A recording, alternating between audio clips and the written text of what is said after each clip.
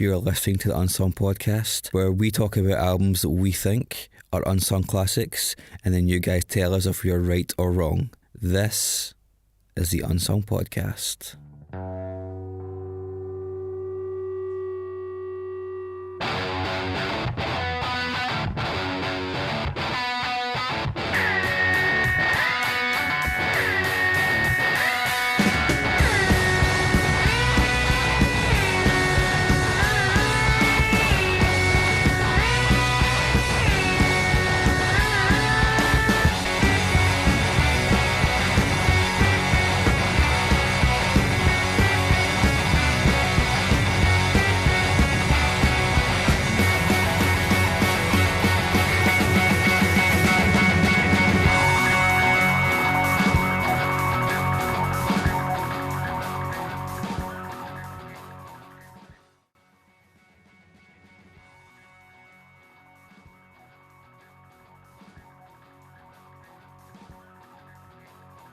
Alright, this isn't Weaver.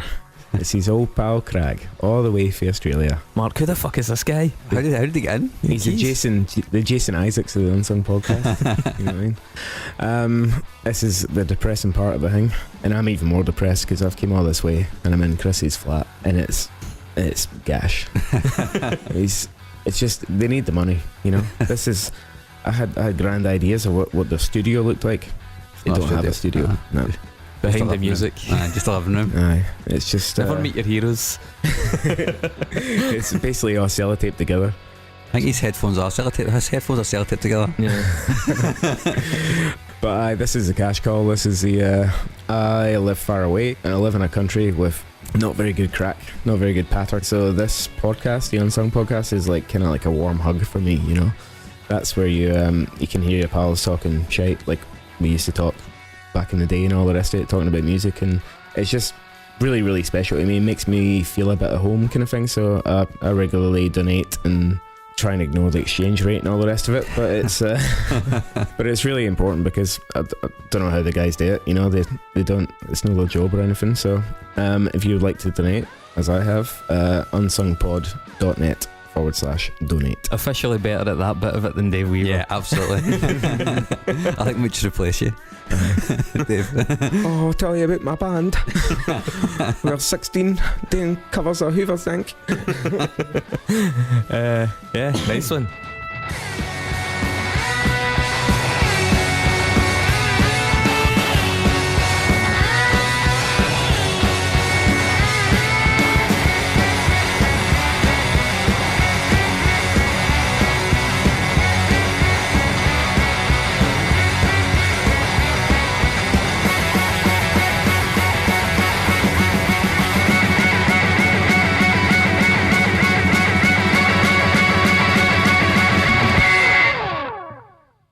We've got a guest. Whose bloody idea was this? First of all, we've got a guest this week, and it is our man Crag Carrick, who is a regular listener, contributor, supporter, and commentator.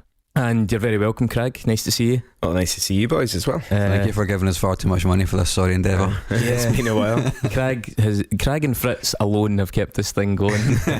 No, that's not fair. Hazel Burgess as well. We've got 3 key benefactors, and the rest of these are all part-timers.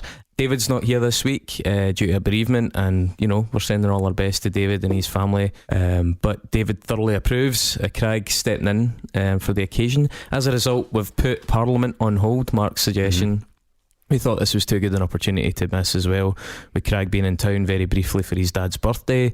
Happy birthday to your dad, by the way. Big Danny. Yep. Yeah, so it's happened. Cat among the pigeons. There was chat of doing Millie Jackson. The Millie Jackson I wasn't familiar with, and Craig suggested her, and she's brilliant. Yeah. The thing really is, we only had so much time to do this because obviously David's not here. And she's got a lot of albums. She's got a lot of stuff, and the idea of just a slightly different 3 white guys sitting talking about this amazing black disco soul pop performer was just like, no, we actually can't. We're going to put that on hold, but we are going to come back to Millie Jackson because it was a great shout, man. I did all the research for it as well. So if Craig is fumbling his way through this, he wants you to know it's because he was all set for Millie Jackson, but he decided instead to to kind of like hit the emergency button, and much to my chagrin, and maybe to the delight of certain, rubbernecking listeners that like to see our episodes that go down in flames, Fritz. He has opted for, do you want to break it to everybody? Biffy Clyro.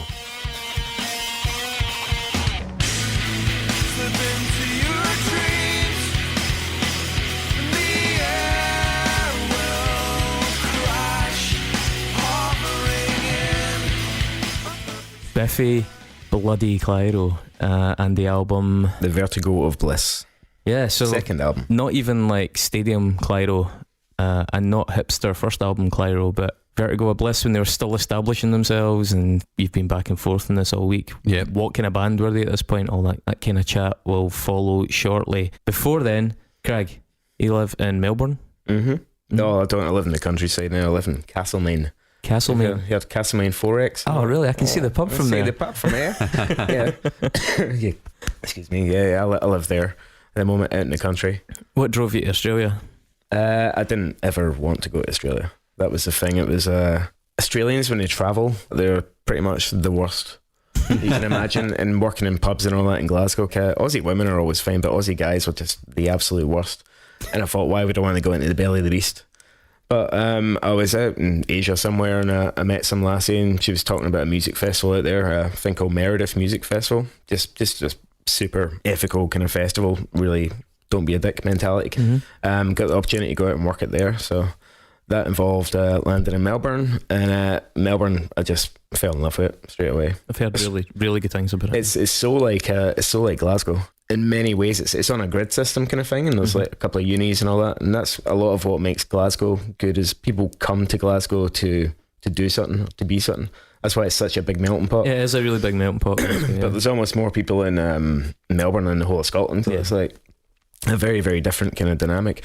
And the Glasgow-Edinburgh divide is very much the same as the Melbourne-Sydney divide as well. People will go, oh yeah, I've been to Scotland, and it's like, all right, where'd you go? Edinburgh. And it's like, you can understand why people go there, because it looks like fucking Hogwarts or something like that, But and it's the same with Sydney, where there's no chat, and it's, but they've got the Opera House and the Harbour Bridge and all that kind of thing. Yeah, so it's like it's kind of the postcard stereotypical sort of image of it. Yeah, I've heard nothing but good reports about Melbourne, and we've actually, apparently it is unbelievably good for coffee.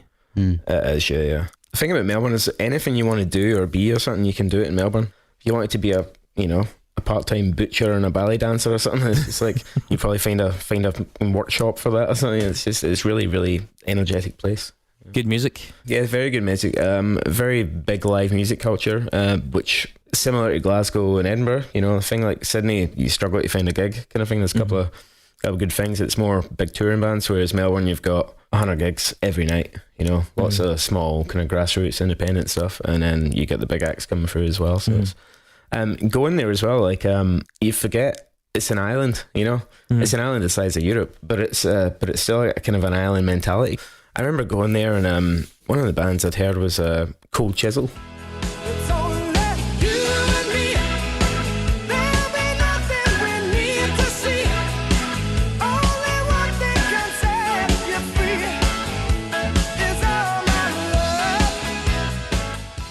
Have you heard of them? No, I haven't. No. But they're basically like the Bon Jovi of Australia. I can cut them in right here though. You can, aye. But they're like the Bon Jovi of the thing, like really working class man, all that. It's like cheap wine, like really good. It sounds like that New Jersey rock, that sort of like but they've got Huey Lewis, Bon Jovi, Bruce Springsteen's. They've got that dynamic, the kind of Richie Sambora, John Bon Jovi thing, where the guitar player, the lead guitar player, is maybe a better singer. All right, okay. But it's just not got the pipes. But it was maybe 2 years into living there, and the singer, guy called Jimmy Barnes, was on telly, and he's got a Scottish accent. Turns out he's from round the corner from your flat. He's from Cowcaddens. Oh wow, okay. And I was like, has Australia got any original acts? I mean, what do you miss most? I'm sure there's many things you miss, but what do you miss most? Putting aside family stuff, obviously. I don't really have a big family, to be honest, so it's more people, and most of the people in my life are kind of spread out now anyway. It's like, I was in Glasgow for I was in Scotland for 28 years or something like that, you know. It's like now I'm on the other side of the world. I've got lots to explore around there. You know, like one of the great things about being here was that you could jump through Europe for $50 return or something like that, you know. Totally, yeah. Whereas now I can go to Fiji and New Caledonia and all these kind of places in New Zealand and all this kind of stuff, like relatively that's affordable, wild. you know. So it's just that different kind of scope, you know. That's why this trip was so massive. You ever been to Australia, Mark? Never been to Australia. I understand everything that wants to kill you though. So all the flora and fauna. What I've heard. Yeah. Oh yeah, it's. I'm not completely in love with Australia. Talking about flora and fauna, their indigenous people were recognised as flora and fauna up until like 1970 or something like that. You know, it's like, is it 68? Yeah, something like that. It's just foul. You know what I mean? And there's a very they call it the lucky country kind of thing, and it very much is. And people just, they take it for granted kind of thing. They don't realise how lucky they are, and as soon as other people are in need, they're like, nah, batten down the hatches. I mean, their attitudes to immigration and stuff, it's gotten quite severe at times. Yeah, I've had a hell of a time with it, but it's alright. I've got a life there, and it's been good to me. You know, it's like I say, it's an interesting place. I think there's going to be trouble there, much like in the States, I'd say, like where younger people are the future essentially, and all this old guard's just going to be gone, and it's just going to be a complete and utter paradigm shift. I think since I've been there's been 7 different prime ministers. Yeah. Wow. Yeah. Since you've been in Britain, there's been 7 different prime ministers. So it's not even a week yet. Well, it's nice to have you here, man. Really nice to have you here. I'm glad you're able to do this. Mark, you doing anything interesting this week? Well, since last recorded, I've seen a fair few great gigs. Last night I went to see Russian Circles with the old Ball and Chain. Thanks to our man Jerry Blythe, by the way, for helping you with that. Yeah, she's a huge fan. I don't know them that well, but oh my god, they were so good, so heavy, and the sound in the venue was like clear as a bell, which is, I think, can be quite hard when you're that loud. It can be quite hard to sound clean. But they did sound pretty clear, which I enjoyed. I was saying earlier on as well, see that of that post-metal kind of genre, I can give or take a lot of it. I mean, I really love Cult of Luna. I really don't understand why people are so into Pelican. Don't get it at all. Russian Circles I've got a lot of time for. I've seen them once live, and even though the sound wasn't incredible, the band were. Yeah. And it's pretty amazing what they can do with so few hands. Absolutely. Liberal use of loopers, basically. But so that was pretty cool. On Friday I went to see Epic Beardmen, which was awesome. And so that's Sage Francis and Pete Dolan, and that was a party, man. It was a Friday night, Blue Arrow, tiny venue. It was just a good fucking time. Really enjoyed it. And then before that I went to see McCluskey. We went to see McCluskey. We did go and see McCluskey, and that was a really good night. It was great. It was a really good bill in general. Yeah. Right. So, I mean, I'm happy to talk about anything other than this subject this week. But I've noticed that. Can we just rip the plaster off? Right. Yeah. Crag, okay. You went for Biffy Clyro. And that was, you know, I don't know. There's lots of albums that I love, and it's the unsung part that kind of makes it tricky. You know, because you're like, you know, this is a really big album, and with the Millie Jackson thing, obviously that was she's a massive artist. She's unsung in the sense that you'd never heard of her before. Yeah, I think so. Totally. If you're not back in love by Monday, then you go yourself away. Right, so Biffy Clyro I didn't realise had been about since 95, which is literally the year I met you. Albeit back then they were called Screwfish with a K. And the thing is, I recognise that name. I recognise that name from back in the day. They were like a Stoke College band. I think their first album was done in that you know, the kids who come today will rock tomorrow. Yeah, but I mean that's when they were Biffy Clyro, though. This is like pre-history, and they were a 4-piece at that point as well. So it's state the obvious. They're from Kilmarnock. 95 is when they claim to have started anyway. Simon Neil, the 2 Johnson brothers, Ben and James. James is the bassist, Ben's the drummer. But back then they also had a boy in the band called Boyan Chowdhury. Boyan Chowdhury left the band I think about 97, and he actually later went on to form that band, the Zootons.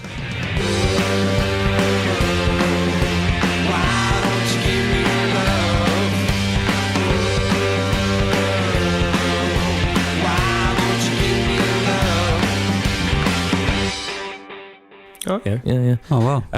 They're a cracking live band as well. You know? So yeah, like kind of some musical pedigree, but like even at that point, so say 97, their first record, the first album didn't come out until 2002, and I know that EP came out 2000, Yeah. was it? But I mean, it's still quite a big gap. And it was Electric Honey that came out on, which Craig, you'll remember Electric Honey. That was like a that's the Stowe College thing I was talking about. Yeah, Yeah, it was like there was one like was they a put music an album a year Yeah. kind of thing, and it was a music course in Glasgow at this college where it was kind of based around audio engineering and things. I think one of the brothers studied there actually, and they picked Both of them did. both right. Mhm. Okay, so they picked a record a year from like a collection of them, and then that was the project that they released, and some of them actually went on to do really, really well, didn't they? You got any other alumni? Bell and Sebastian. Day upon day of this wandering gets you down. Nobody gives you a chance or a dollar in this old town.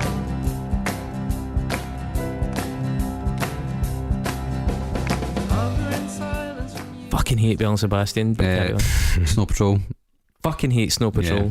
So Fucking hate Biffy Clyro. and there's some other bands, Colonel Mustard and Dijon 5, who seem to be getting some kind of acclaim at the moment in Glasgow. I can't say I particularly enjoy it. But these are really big bands though. Mhm. Like, you know, it's like Yeah. to come out of Stowe College and Glasgow as well. They it's did a like, band called Dead Fly Bukowski, did they not? Yeah. Or am I just making that up? No, he did. Yeah, the El Presidente came out of that as well. Maybe. Is it the guy from Gun or something like that? Well, Dead Fly Bukowski was that Roddy Hart, Already heard. who's now a radio host up here as well, isn't he? As well as like a folk musician type guy.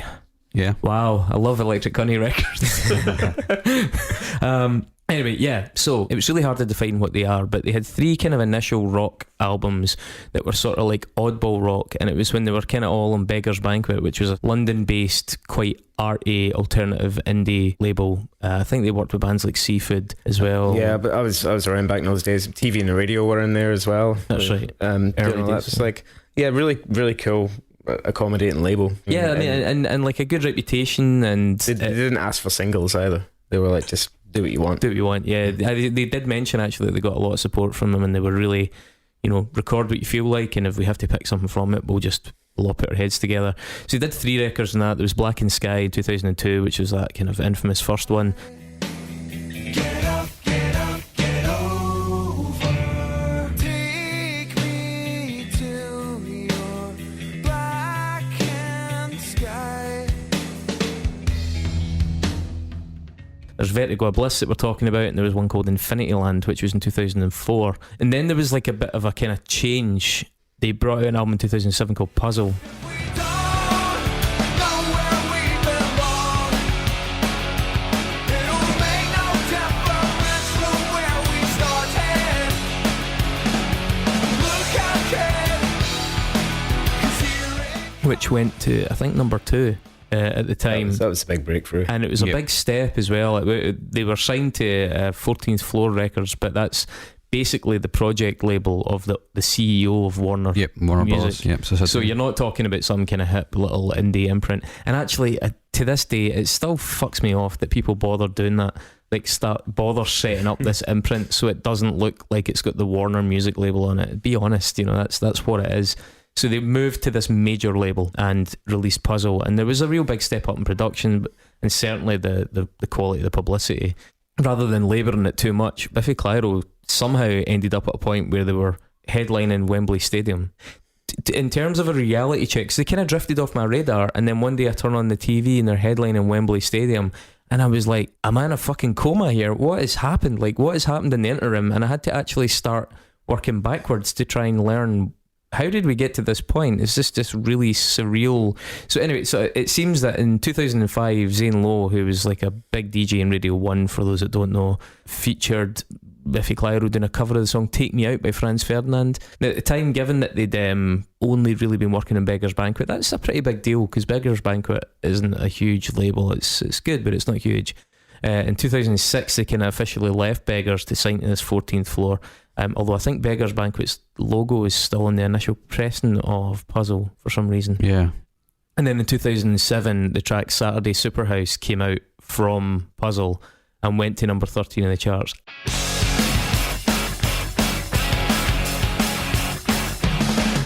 I'll be sitting on the left side, you'll be sitting on the right. Trying to share our problems. And in fairness, it's a good tune. In fairness, it's a well-written, well-constructed song that's still heavy enough, still alternative enough. It doesn't compromise too much. I'm not saying I spend a lot of time listening to it, but I can at least be vaguely objective and say, like, look, I get it. I get why people responded to it. They then ended up supporting, like, they supported Muse at Wembley, I think it was in 2007, and then went on to shows supporting The Who, Red Hot Chili Peppers, the Rolling Stones. They even opened for Linkin Park on tour, I think, also in 2007 in Europe. Albeit they then also slagged Linkin Park off when they were asked what is the worst song ever, and one of the brothers nominated that. They toured with Queens of Stone Age in 2008. They opened for fucking Bon Jovi in 2008. Then the track Mountains came out in 2008 and went straight to number 5 in the UK charts. I wouldn't leave here without you. I am the mountain, I am the sea. You can't take that away from me. I am the mountain. Again, Mountains I can objectively accept. We'll come back to this. I'm like, okay, I get it. I get why that's a big song. By 2011, they were supporting the Foo Fighters over 2 nights. Was it Hyde Park? And it was like apparently 130,000 people over the 2 nights. One of the questions we were going to face here, and one of the questions that I know you want to answer, Crag, is how the fuck did this little kind of grungy, poppy, rocky band end up being this massive thing? Because early on, even if you have a soft spot for their stuff, there's no real indicators that this is a band with any huge potential. I'll proffer one idea early on here, is that if you're at the point where you're supporting Muse, The Who, the Red Hot Chili Peppers, Rolling Stones, Linkin Park, Queens of Stone Age, Bon Jovi, the Foo Fighters, you'd have to be doing something awfully fucking wrong to not at least start to make some kind of serious imprint. As to how they got there, I think there's maybe something to be said for the fact that they came from Scotland, and that Scotland has a big musical reputation for a very small country. I think a lot of people up here got behind them because they worked hard. They did work hard. Yeah, they worked their socks off. They had a good reputation. I think they did what maybe even people like Jerry Cinnamon have really benefited from, which is just a good grassroots, doing gigs, making friends, climbing their way up the ladder, putting out just the right amount of songs that had catchy bits in them. Cards on the table, you guys know I fucking hate this band, right? As to why I fucking hate this band, I need to really explore that. And I will explore it later, because I had to do a lot of soul searching in the last week. Very fucking reluctant soul searching, where I did occasionally slam the laptop shut and curse both of you, right? But I had to do soul searching, and I have kind of picked it apart a wee bit, and I want to concede that I'm going to come out of it looking bad, right? Because as part of my hatred for this band, I'm a bit jealous, I'm a bit petty, I'm pretty unreasonable. I'm actually fairly confident that they're at least pretty decent guys. Sounds like your Tinder profile. Yeah. But they annoy the fuck out of me. I think they're fucking rubbish, alright? But don't hold back, man. I can make more sense of this. However, what I'm saying is, in this kind of history of the success, it's pretty astronomical. I mean, okay, it's over the course of 10 years, but it's a steady and very, very marked increase in their appeal and their coverage, to the point where this band played fucking Wembley Stadium. That's mental. I saw this band a couple of nights at Wembley Stadium as well. Yeah, I saw this band in Burlington Berties in Kilmarnock before it fucking burnt down. Alright, I mean, that is just so bizarre, and there was nothing about that show in Burlington Berties that made me think this band is going to become like some fucking massive deal. They were a good band. That was it. At that time in Scotland, there were loads of good bands of this vibe. You were tossing a few names about, maybe it was a good time to do it just now. You were tossing a few names about of the influences that informed Biffy Clyro's music, and I think some of those are a really good shout. They were just on the cusp of a generation who'd missed those bands. So I would say early on, Braid.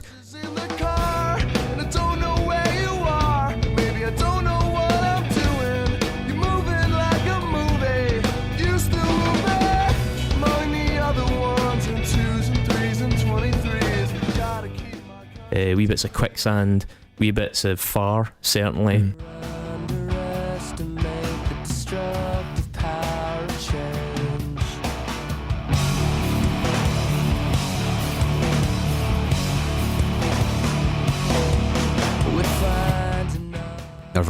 Nirvana, obviously, yeah, absolutely. Well, these guys are the same age as us, Chris, as well, you know. Yeah. There's not much in it at all. So they came up on the exact same diet we came up on, kind of thing, you know, which was, you know, going for that alternative, kind of a lot of stuff out of the States. Braid is a band that probably worth talking about in this podcast at some point, you know. Just interesting bands like Quicksand and Braid, like you said. But big Curb Dog fans as well.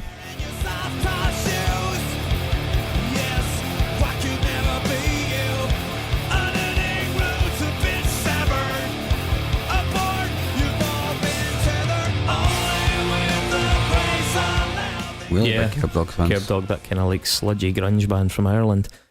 I think that's kind of interesting. I think when you time it just right so that a generation of people hear you, even if you're not intending it, because it's not like they hid their influences, but certainly the sound they were making had just gone long enough that I think people had missed the original. And this huge glut of kids and new listeners to music were like associating that sound with Biffy, partly as well because Biffy managed to keep it together for long enough to make an impact, because there were a lot of good bands doing it. There was even bands like, we've spoken about Julia 13 briefly, there were bands doing maybe a slightly slicker version of it. There were a lot of bands up in Dundee. There were bands like Mercury Tilt Switch doing bits and bobs of it. Where we'll have to meet. But the third strike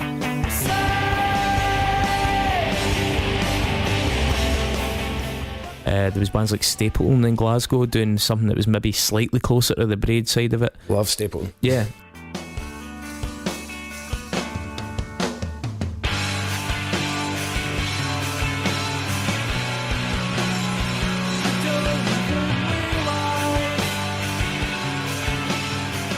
This sound existed, and in fact this sound was pretty abundant. I remember one band as well called Babies 3 who are from fucking Margate or something like that. Saw them at the 13th Note, and Babies 3, like at the time, sounded exactly like Biffy Clyro, but for some reason these bands never took. Why is that? Why do you guys have any theories about what it is? I think when you go, I think you missed out in your rundown as well as what was it, the X Factor thing, the Matt Cardle. when we collide, we come together. If we don't, we'll always be apart. I'll take a bruise, I know you're worth it. Many of Horror. Many of Horror, yeah, that But was. see, that song was already vaguely popular. They were already on a major then. But that's when it did explode, got them though. to the Yeah. plebs, you know what I mean? And it's like, and then you've got, okay, yeah, I'm going to get into this band, but I think they're a really unusual band, sound wise and everything wise. It's a very, very weird band, and why that's taken off and why that's really resonated, I don't know. I think there's some engineering involved in the way their sound is evolved, whether that's conscious or subconscious. So when Black and Sky came out in 2002, it was like the way, not only was new metal a thing, but post-grunge was also a thing. So you still had like your fucking Puddle of Mudd, Nickelback and all that, and they sounded a bit like Nirvana. So kids who like that kind of shit are going to go to the local shows and see that kind of stuff happening live. That album for me is probably one of their better ones, but it doesn't really hold a candle to anything like it. See that the first two records, which I think are probably the best two records, they don't convey the ambition which they later like kind of display from Infinity Land onwards. And Vertigo Bliss happens to come along at the exact same time as like post-hardcore's getting big. So Feeling for a Friend, Lost Prophets, all these bands are getting big, and they've kind of augmented their sound with some of that kind of sort of quicksandy, kind of Brady kind of thing. Yeah, you know, there is a little bit of screamo in this as well. Yeah, definitely. Yeah, this is like the most aggressive record they have.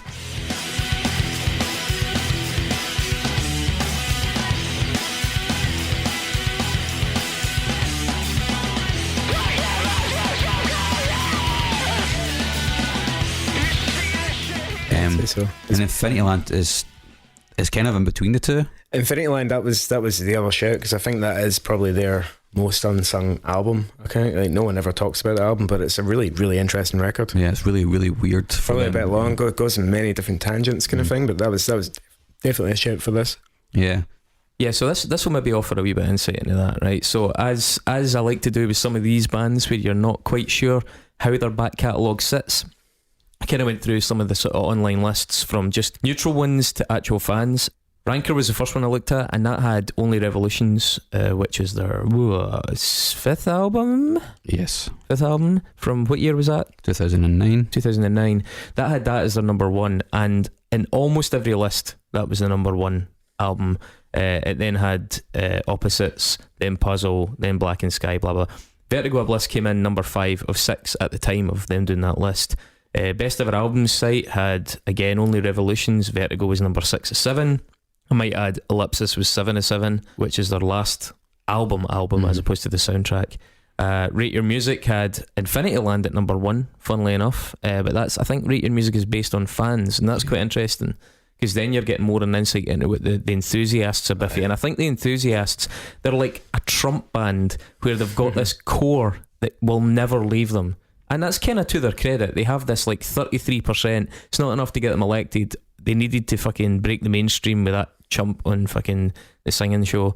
But they have this fervent core, and they have a different outlook. They have a different outlook on the band. We did it last week about the pitch shifter as well, but not to the same extent with the name change. Or ride or die for fucking Biffy Clyro, basically. Yeah. Again, Vertigo Bliss was number 5 out of 7 for them. Ellipsis was 7 out of 7 again. Enemy, Vertigo Bliss was number 3 out of 5 at the time of them doing it. Infinity was number 1 for the Enemy one. The second last one was Transistor. They had Vertigo Bliss at number 1. Really? Yeah. Now that was the only time I found that. Then they had Puzzle, Infinity Land, Black and Sky, and again number 7 of 7, Ellipsis, their most recent album. Now the most interesting one was Vice, because the one in Vice was by the band themselves. Oh, they ranked them in order, didn't they? Of like they release? ranked them in order, which is so fucking cringeworthy. So number 7 of 7 they had Black and Sky, where they made fun of the fact they didn't change their drum skins and they wrote the songs when they were 17 years old, whatever. Number 6 of 7 they had Vertigo of Bliss, said we recorded it in a day, which we'll talk about later.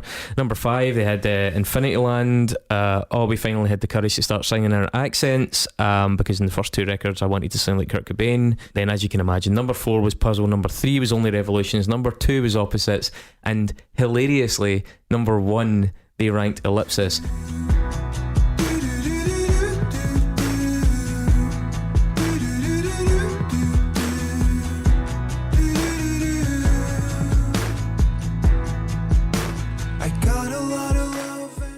Who the fuck saw that coming, that they thought their shitty new album was their greatest one ever? And I pulled out some of the quotes from them trying to justify that, and it really sounds like Paul Weller talking to Mojo. I think we've got better on every single album. The new Beyonce album is as edgy as anything out there. Right now the most exciting music is pop. Not fucking Isney. That's somebody that's lost touch, man. It's just somebody that's fucking been drinking the Kool-Aid. I feel like rock music in the last decade has stopped evolving. Well, yeah, because you fucking let it. You had every opportunity to not let it stop evolving. At this point as well, they were like, we're not worrying about how it sounds live. These would be known as Biffy the studio years. So they're kind of confessing this is now a produced project. This is like they go into the studio with producers. I think it's really sad when you get to a point where a band has kind of signed over a lot of their musical direction to the involvement of producers because of the weight of expectation that's on them from labels. And I think there's a little bit of like the Stockholm syndrome where they're like, no, this is what we want to do. This is what we want to do. This is the years where we get really sophisticated and we do. It's like, that's not who fucking Biffy Clyro are. They're an arena rock band. They're a fucking, I mean, I get they're an arena rock band now. They did 3 fairly solid albums of arena rock, and then 3 albums before that of good kind of mid-venue sort of grungy, interesting time in rock. They're not a fucking pop band, and trying to like fit themselves into that, is just rubbing people up the wrong way. Looking at those fan lists and the other website lists, Ellipsis is consistently last, right? Guys, if you do hear this, you're fucking kidding yourselves on if you think you're better now than you were. Ellipsis is shit. It's the wrong fucking direction for your band. It's not to say you don't have something to still contribute, but your fucking core fans don't like it. Most magazines don't like it, other than the ones that are fucking trying so hard to get an exclusive interview they'll say anything. So fucking get yourself the ice bucket challenge, please. Just try and pull yourself out of the fucking stupor. I really fucking can't stand that sense of like, pop music's where it's at. What is pop? Pop music is music that appeals to the fucking masses, music that appeals to the lowest common denominator. If you're saying that electronic music is edgy, I'll give you that. If you're saying that hip hop's edgy, then I'll give you that. If you're saying that popular music, generic music that appeals to as many people as possible is what's edgy, fucking listen to what you're saying. It's clearly not. The whole point of pop music is that it's the least alienating thing possible. Doesn't mean that good things don't break through, but to say that the notion, the genre in general, if you can even call it a genre because it's so fucking enormous, is cutting edge, like, shut the fuck up. Beyonce, I mean, didn't even fucking get me started on Beyonce. But I mean, seeing a band that started off so down to earth, seemingly at least, and like doing so much hard work and writing from scratch, doing everything themselves, recording an album in a day, get to the point where they're pontificating this shit to a mass audience, clearly at the behest of a label that's like, oh guys, we need you to help push the new album because it's not selling as well. You know, you need to tell everyone it's your best album. Like, fuck off, we're not idiots. There's always that thing as well, when you create a new record you think it's the best thing you've ever done because you just do, right? They don't though. They probably did at the time. Craig, do you think that's the best thing they've done? It's definitely not the best thing they've done. The new one. Yeah. So cards on the table here as well. I've got a lot of time for Biffy. The earlier albums kind of stuff. The newer stuff was ruined on me. They've got some big hits on the newer albums kind of thing, you know, and they work, and I can see how it's doing. But like Mark was saying there, it's like if like they've been together as a band for a long time, you know, and still consistently together, you know. I mean, like, you are going to want to constantly evolve, or I don't know, devolve, or whatever, however you see it. They are going to want to do something different, you know. I think they're probably pretty earnest in what they're saying. Is like, yeah, we don't want to make the same records we made before, you know. I think you can I totally agree with that, but I don't think the two are mutually exclusive. I think, like, you hold up a band like Radiohead, changing and evolving your sound doesn't mean dumbing down your sound, doesn't mean becoming more and more and more mainstream. It means using the privilege of not having to worry about bills, using the access to great gear and loads of time in the studio and like a comfortable lifestyle to push yourself creatively. These guys don't seem to be doing that at all. They seem to be bringing in producers to do a lot of the heavy lifting for them, to take kind of rougher songs and make them as palatable for as broad and as disinterested an audience as possible. Can we appeal to the fucking people that do Pop Idol? Like, who the fuck wants to appeal to people that do Pop Idol? Why do you need more money? Like, why do you need a bigger crowd? I don't want to go too far down that road, because that is part, I think, of why ultimately, as much as I'm aware I sound like a pure dick, like I just can't fucking stand them. But very quickly, to do them justice and to not be fair, to not just fucking skim over it, the records as they are. First up, Black and Sky. Black and sky.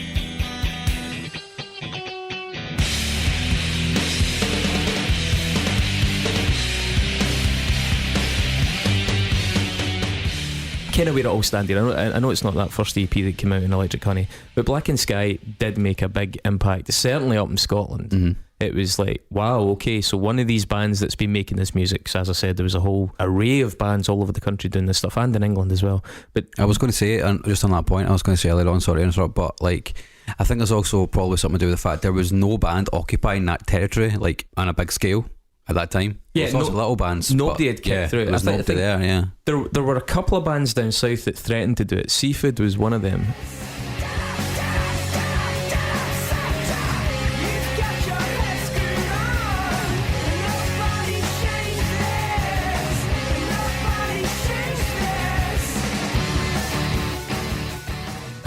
And I think Early Doors, Idlewild were another one. But Black and Sky seemed to tick boxes that really connected with folk.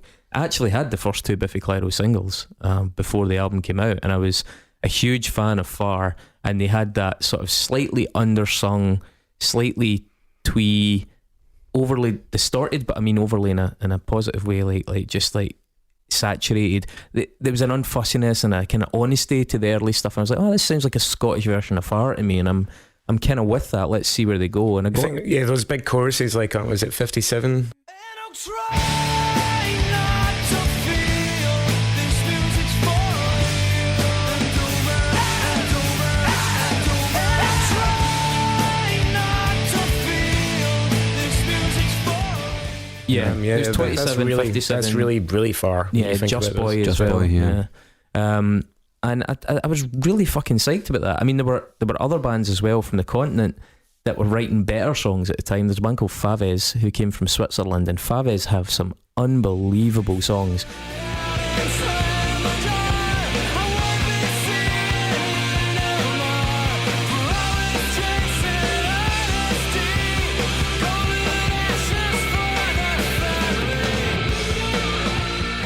Cheesy as fuck, but if you're listening to a lot of this stuff, you're clearly not discriminating against that, and Favis has some wonderful music, but Biffy seemed to really connect here. I will say at this point as well, there's a lot of their stuff sounds quite close to Sebado. It feels good just to bitch about it. Scratch that itch until it bleeds. But I don't really. Again, partly because I think it's quite it's underproduced. His singing takes are quite naked, like they're quite honest. There's not like a lot of multi-tracking and stuff. It's got that kind of Lou Barlow fuzzy, rough edginess that I think makes it really, like, you feel personally attached to it. So there is an intimacy to those early albums as well. It feels like it's very you're in the room kind of thing, you Exactly. know? And it's not overproduced. That's the difference with the newer stuff, you know, where it's that big bombastic sound. yeah, kind which of thing, makes you know. it's the difference between being in a venue where you know you could probably touch the guy for the front of the stage and being in Wembley Arena watching him on a monitor from a distance. The albums sound like that distance. The albums at this stage sound like you're in the slightly bigger but still medium to small venues. But from Puzzle and into Only Revolutions, you start to realise that you're listening to this band in an arena and you no longer feel that particular intimacy. You get the anthemic, I've had 4 pints of Carling and I'm into this. But I would say Puzzle was the last Barra's album, if you know what I mean. Last Barra. yeah, Puzzles does feel Barra's. Yeah, you're right. And then the likes of Only Revolutions is like Academy sort of and up, and then they end up in the SEC So season. as a wee aside here as well, in the US and Australia as well, like I played a place called the Corner Hotel in Richmond in Melbourne, which is, you know, 500 capacity, maybe even smaller than that. Basically no one knew them there, and I'm saying to people like, oh, pals are in tune. It's like, these guys are like the biggest band in Europe, pretty much. They're playing with the Stones and all that, and they're playing the Corner. It's going to be special. And you know what? It really was. It was like I can believe that, it man. was like a great set, and boys can play it, and it was loud, and they had proper gear and all that kind of thing, you know. But it was amazing. As you guys made the point as well, this is the same 3 core guys, and I really love that about it. That is what a really endearing part of this band, is that it's been a group of people who are very close and have worked together and grown together.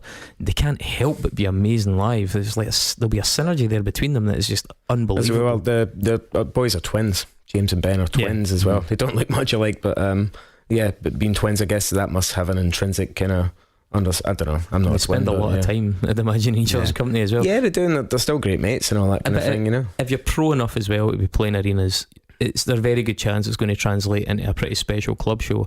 Was it not until very recently they were supporting Frightened Rabbit and supporting We Were Promised Jetpacks in the States? Probably something like 4 or 5 years ago, probably. Yeah, I mean, that's... But I think they really like that though, because they can come and just the best of both worlds. come and just do just do a show and be like, people like it on its merit, you know. So obviously we're doing Vertigo Bliss, so we'll get back to that. But then Infinity Land was 2004.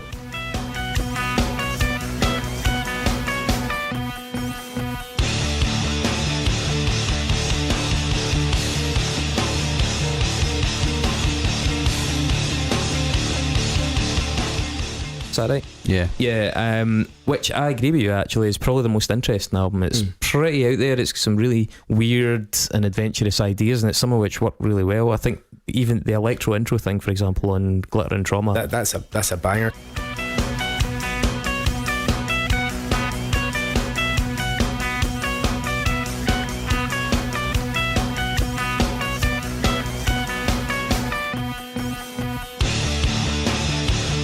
That first chord that comes in as well, that's heavy as, but it's got that kind of pop thing. There's a track later on, it starts off like dun, dun, and then it goes into like the Gin Blossoms kind of sound or something. Got wrong. That is so good that you got that name. So I was sitting earlier on trying to remember who the fucking Gin Blossoms were, because it does sound like the Gin Blossoms. I ended up putting the Wallflowers, but I didn't mean the Wallflowers, because it was a bit more like the Gin Blossoms, and it's this kind of weird twee American MOR Friends rock, but at this point at least they're still doing something with a bit of edge in it, albeit I think one of the things I never got about Biffy, except on the rare occasion with like some mountains of that, was their choice of melodies. I found really really beige. Like the notes they went for, when they did go for the right notes, the songs became huge, and I was like, why the fuck don't they do that more often? But it just seemed like their instincts were strange. Here's a wee aside from me as well. Simon's a good singer, obviously, kind of thing, but he's very unique sounding singer. Sounds quite weird when I think a lot of folk have copied him. But Ben, the drummer, who does a lot of those big choruses and hooks and all that kind of thing, Ben's an incredible singer, like properly, like beautiful singer. And then obviously he's got his brother doing those kind of high part harmonies as well. So you say, well, Ben's probably a better singer, but Simon's got the personality, you know. Interesting. Can I make a wee confession here? Yeah. So for the past couple of weeks, I've been slowly coming off my antidepressants, right? So my head's been a bit fuzzy. Fucking, this is getting a bit dark. Wait, I actually did Infinity Land instead of Vertigo Bliss, so I have notes on that record. I'm not even kidding. Fucking, I don't want to get all Alex Jones here, guys, but Big Pharma just ruined this. Just ruined this ruined episode. Mark's Do episode. you want to give us a quick rundown of Infinity Land then? I don't think I can. Well, I'd see if you agree here, but the track, The Atrocity, I'm guessing they called it that because they're aware of how fucking bad it is. Memories of a perfect time. We dream of nothing, or so we say. I can say my notes verbatim if you want. I like that they're trying something new and try to push in a new direction, but it's just a nice interlude. It's not really a song. It's just a thing. I fucking hate it. Yeah. It's this schmaltzy thing that really sits uncomfortably amidst some other quite interesting tunes. I started to notice things though when thinking about Puzzle, like some kind of wizard sounds like a Foo Fighters song.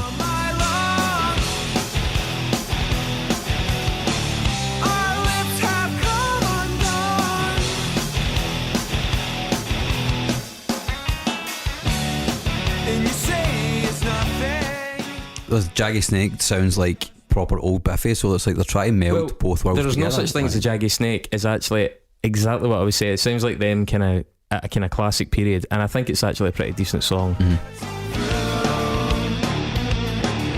twist, you turn, wrapping around me now. So tight, squeezing the life out of me. The verse is kind of dated, but the chorus in that one is a Wave bit Upon better. Wave is probably one of my favourites in Yeah. that album. Mhm. That's just that's that same going in another direction. It's not that classic Biffy we'd heard there kind of thing, but it's, I don't know, it was really nice. I like that song a lot. Why bother sitting? I can't stand sitting. Just blame it on someone. It's your own instruction. Why bother talking? The weapons are concealed it's definitely single territory as well. They're definitely approaching that. Let's write a hook. Let's write a proper, catchy song as opposed to a Biffy catchy song, which is, I suppose we'll talk about it when we do Vertigo Bliss. But there's two completely different things in the way they approach it, Yeah. and they approach songwriting. It's a really long album as well. Yeah, Infinity Land. it's the longest one. One of the longest ones. I think they do have a tendency to overload their albums. You And know, every album's got an album of B-sides as well, kind of thing. So yeah, fairly prolific band Which as is far as whatever staggering. kind of Like, thing, you know. when you think about like Opposites being a double album, and then it's got another album of 14 B-sides, you're like, similarities, is that right? yeah, what the fuck are you smoking, man? Like, They do like a talk. You know, it's what are you smoking, or do you have any fucking quality control? Jury's it. Puzzle, 2007. Nothing to eat but fingers in the backseat. Well, I met God and he had nothing to say to me.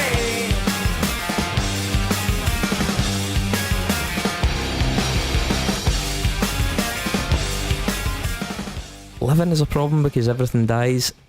Ignoring the fact that it's a fucking chronic title for a song, although it did kind of come at that point. I really like that song. It's a good That song. really It's a good staccato-y song, kind of man. thing, I yeah. actually think like it's clever, it's interesting, it's anthemic. I get why that song connects with people. That's one of those Biffy songs where I'm like, right, if it was like this, man, I understand. That's one where it kind of shows their chops as well. Yeah, Because it does. being such a tight kind of free piece kind of thing, their timing is, it's really interesting. Yeah. The structures that you use kind of thing. I think as well, following that with Saturday Superhouse as they do, which again is another really Just a strong banger, song, yeah. even for someone like me that's not got that much time for them. It's two very good songs back to back. If we don't know where we belong, it'll make no difference from where we started. Look out, kid.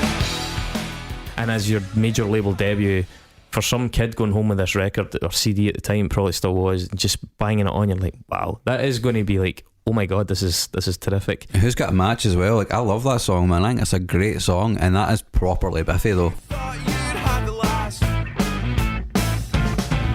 I'm a fire and I burn, burn, burn tonight. I'm a fire and I burn, burn, burn tonight. I'm a fire and I burn, burn, burn tonight. I'm a fire. Like, that's a properly weird Biffy hybrid thing. That's him shedding the old kind of awkwardness Thing is, appropriating it for I think something else. after Saturday Superhouse, this album just falls in its arse. It's not bad, but I just loses all real defining features for me. I'm just like, okay, this is fine now, and the rest of the album kind of it runs itself out in like 5 out of 10 modes, just like, oh yeah, okay, that was fine, and it's a shame because they started it well, and this is the thing, I'm almost eager to be convinced of how wrong I've got them.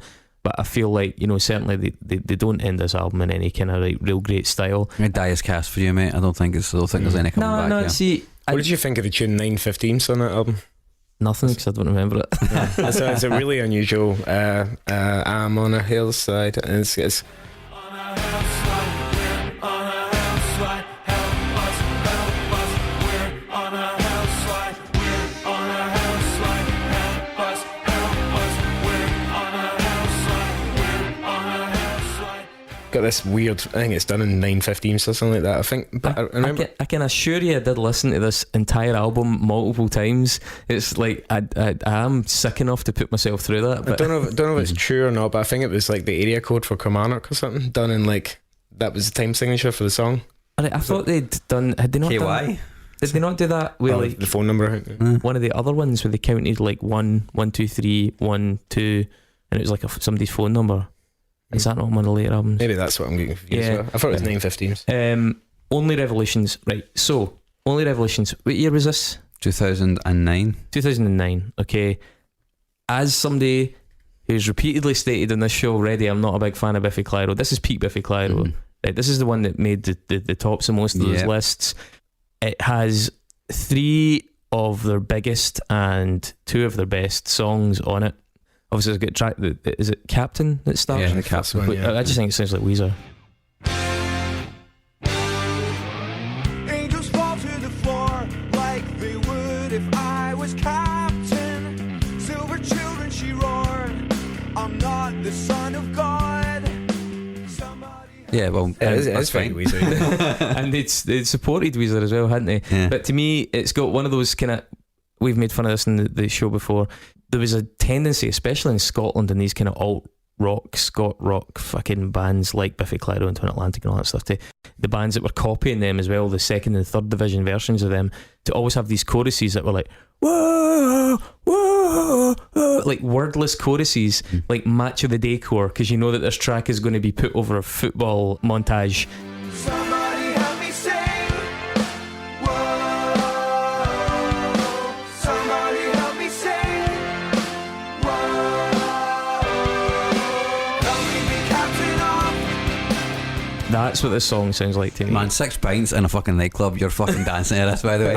Like the Captain, when you think about the music and that, like the where it's played on the guitar, it's actually quite heavy, but they make it sound really quite poppy, like that Weezer thing you're saying. I But mean, can I just make the point? And Crag, you'll back me up on this. 6 pints and I'm not doing fucking anything. 6 pints and you're calling an ambulance. Right, but yeah, I get that. I just don't think it's anything special. That golden rule seems to be a pretty big one with a lot of their fan base as well. I've got it in inverted commas here that it rocks.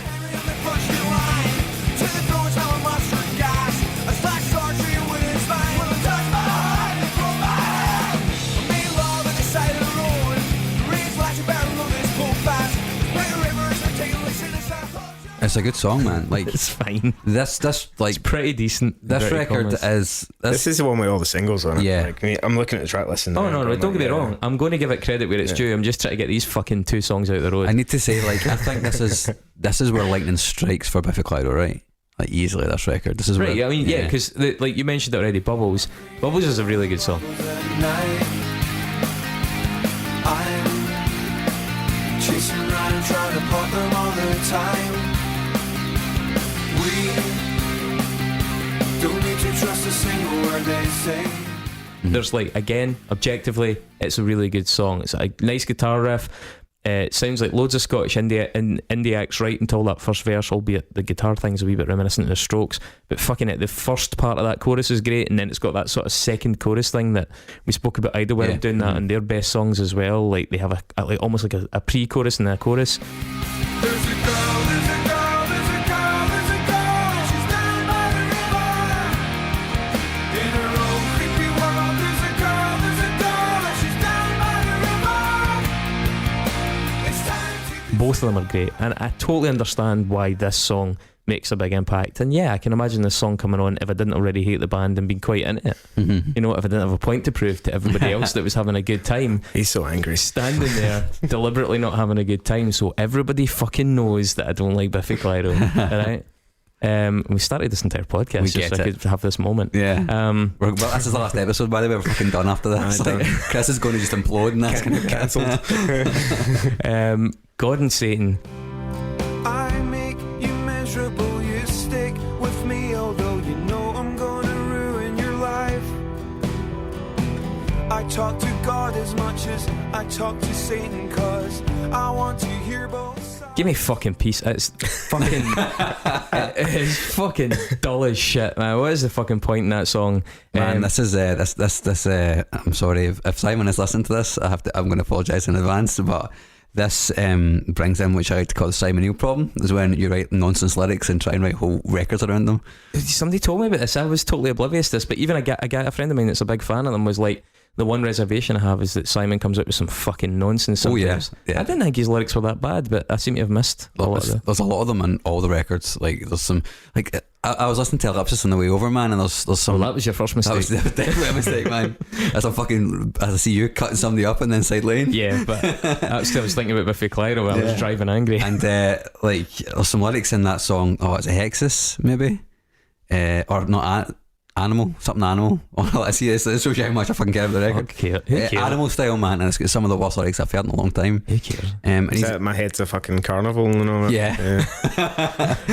Right, which so- is fine. I think it was clear to me, right, that he He's quite thematic Yeah, on his yeah, records. he's he's quite- always, yeah. he's usually, I feel it sounds like he's quite an insular writer kind of thing. I used to quite a good Does. sense of humour, actually. I don't mind he these. does have a good sense of humour. Yeah. That's why I can forgive the lyrics, because sometimes they're funny and I don't know if it's deliberate or not. But Just crap. Yeah. Aye, I suppose. but Okay, talking animals, the elephant in the room, man, is Mountains, because Mountains is their best tune. Let's take a ride, we'll take a ride. I wouldn't leave here without you. I am the mountain, I am the sea. You can't take that away from me. It is a fucking really, really well written anthemic rock song. It's cheesy as fuck. It's pure like diabetes fucking waiting to happen, but it is objectively an excellent bit of writing. I absolutely concede that. And if they had half a dozen songs like that, I'd have no qualms with them playing at arenas. They don't have half a fucking dozen songs like that, but it is a really good bit of music. I get it. there's also one reason why that's brilliant, is because it's not on 4/4 and it was a huge single. I wrote a note to the jungle and they wrote me back, but I was never crowned king of the jungle, so there's an end to my horizon. I took a ride, I wouldn't go there. And that's a really, I don't think Yeah, a lot of people that's good. realise that. That's don't Biffy realise all that, over, yeah. though, isn't it? It's like, It's almost as good as Salisbury Hill. True. Many of horror. Can we fucking talk about this? Because this is fucking shit. Right? Really? Many of horror is Snow Patrol. When we collide, we come together. If we don't, we'll always be apart. I'll take a bruise. It just is Snow fucking Patrol, right? And even when I clicked on it in fucking YouTube to watch the fucking official video, their recommended next song was Run by Snow Patrol. Light up,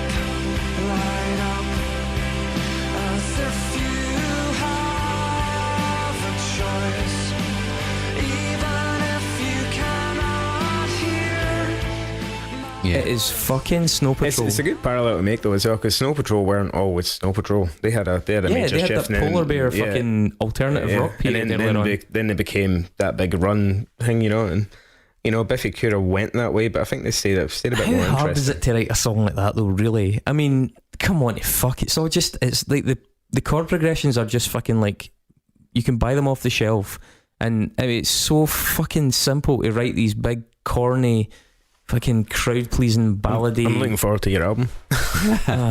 Well, I've got two things I want to say. That one, I've got a Snow Patrol Nexus. Do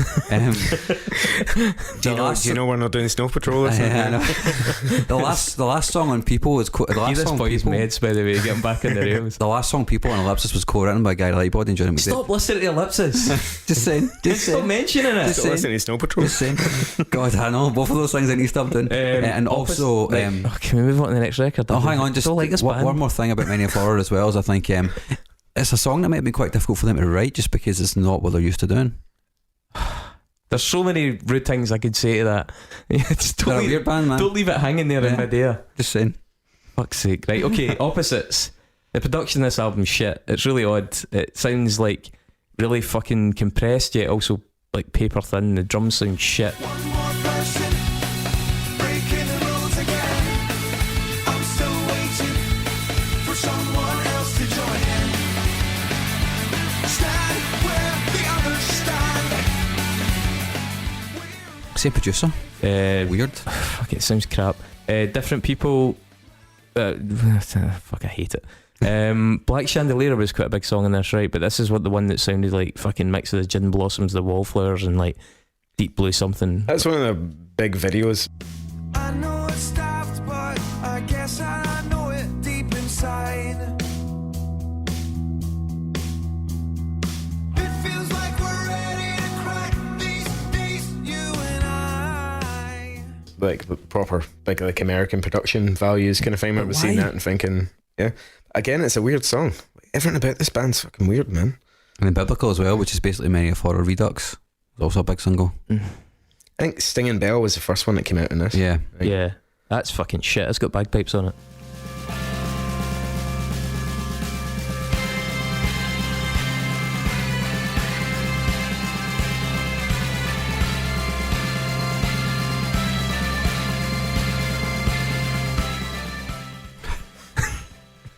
When was the last time bagpipes made it end better? I mean, people make fun of Big Country because they had a wee fucking distortion pedal that's or a wee mad synth pedal that sounded a bit like bagpipes. They actually used bagpipes. Can we start every time we mention Biffy Clyro making fun of them the way we make fun of Big Country, who were clearly a much better fucking band than Biffy Clyro? Sorry. That's Chris's new podcast, Why Big Country are one of the best bands on earth. I mean, they're so fucking polished at this point as well. I will give them, right, the track Opposite in this is corny as fuck, but I quite liked it. Baby, I'm leaving here. You need to be with somebody else. I can't stop bleeding here. Can you see? And it's got that guy Ben Bridwell from Band of Horses, and it is again totally cheesy, but for example I think it's a lot better than Many a Horror. I just think it's quite a nice song. Like Victory Over the Sun is probably my favourite in this album. Listen to your heart sing and bleed for all. It feels like a memory. If we hold on, there's a victory over the sun. Collapse in front of all.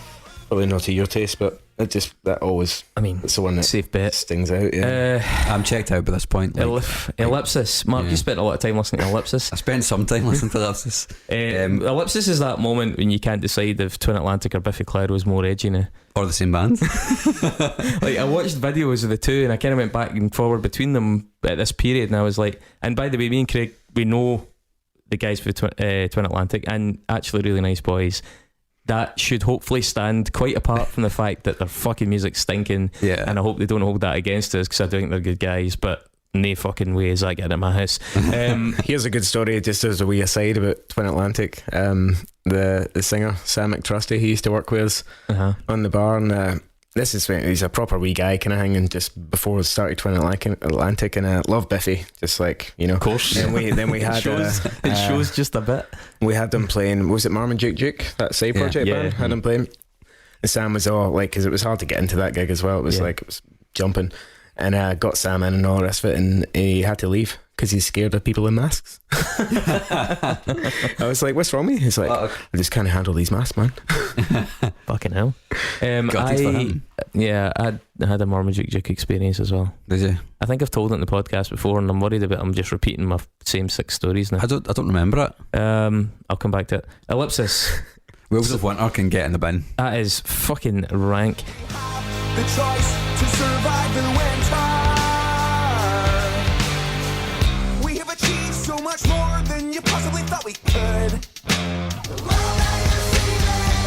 You can achieve anything, just remember no. Do you think that like Biffy of 2000, the kind of young, energetic, adventurous fucking guys trying to like carve a niche and work hard and that, do you think they would really have rated the song Howl? I picked a phone connected to the gods. My stitches burst, but don't produce a scar. I think it would have given it any time in a car stereo, or would it have gone out the fucking window? Sorry, how was the one that was written by Snow Patrol? Sorry. Well, maybe that shows then it's It is, fucking it's not rank. cool. And I think Simon's voice in this is actually really pretty fucking annoying in this. There's a lot of brand new vocal ticks which are supremely irritating. It seems really like forced. Like the way he says blood and animal style, I'm like, Yeah, they used that in was it for like Tina Park, the BBC or something? It was like the instrumental version of it kind of thing. You could hear, oh, it's got merit in that, but as a song, I was like, what's going on there? co-written by John Feldman. Who's John Feldman? He was in Goldfinger and he's now a super producer. He works with loads of fucking bands. We're talking like, Is that straight from his Wikipedia? Works with tons of fucking bands. that's It's a blue link. It's a direct, Click on the it's a blue link. direct quote. He's worked with 5 Seconds of Summer, with All Time Low, Disturbed. So like big American or Australian rock bands. We didn't actually mention as well that they've been involved in this film called Balance Not Symmetry that came out this year, which features Laura Harrier, Kate Dickie, Bria Venete. I don't know how to say her name. And the soundtrack to that is ostensibly a Biffy Clyro album. The NME unsurprisingly gave it 4 out of 5, whereas the film itself, that is, whereas IMDb's sitting at 5.2 out of 10, Entertainment Focus 2 out of 5, The Guardian's review was pretty brutal, it gave it 2 out of 5, describing it as the tentative, incomplete feeling of an actor's improv project. I've not seen it or heard the album, have you? I don't wanna be defeated, I just wanna fuck. What?